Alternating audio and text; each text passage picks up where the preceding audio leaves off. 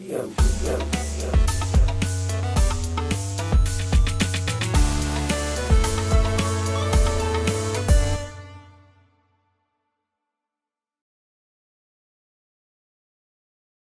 Matt. Today we're discussing the cool game read-only memories. I think it's cool. I've wanted to make a video on it for a while, since I played it about like a year ago, maybe a year and a half. Let's go!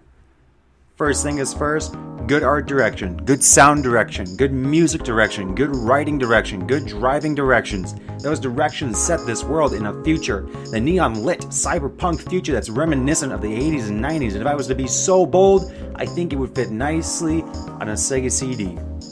Kinda. It doesn't use those really bad FMVs, and it plays a lot better. And okay, so it would almost fit on a Sega CD, but not really. The thing that really sets this world and its theme and the gameplay, though, because while this game could have worked as a platformer or an RPG or a rhythm game, I think it really benefits from the gameplay of the days of old, the point-and-click adventure, because that is what you are playing here, a point-and-click adventure.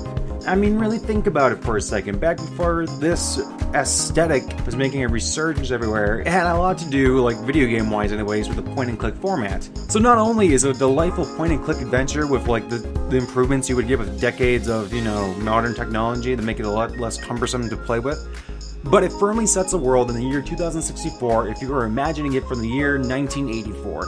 The year where the city is laid in a neon blanket, the tunes are kicking, and being gay is just the norm, which is honestly a really rad future. I'm 100% for that. I don't really explain that really well. The reason why this sets the world in its place, which I didn't explain very well in my initial writing and draft, is because since it's a point-and-click adventure, like what games used to be like, so when you think of point-and-clicks, you think of these games that are drenching in this, personality and culture. So when you bring it to the modern format, it just, it complements it well. Like, you could do this as a platformer and still have it in that same theming and world and setting, and it would still work. But I'm saying it works a lot better because it chooses a format that people are, like, more accustomed to and associate with it more strongly. Stronger. It's a great game, by the way. If you're into great characters, a rad world to go into, and cool stories, and just, if you like your things tight, then you're gonna like this thing because it's sick. Is that me being goofy, or is that just how I speak? Also, I know this is like a really short episode, but, these aren't reviews. They're not meant to be reviews. If I was to review read-only memories, I couldn't do that without really giving away the game. And I'd like you to play it by yourself to get a better opinion on it, so you can go into it blind and experience the world firsthand. Because you don't go into life with a walkthrough or like a general knowledge of what's going to happen.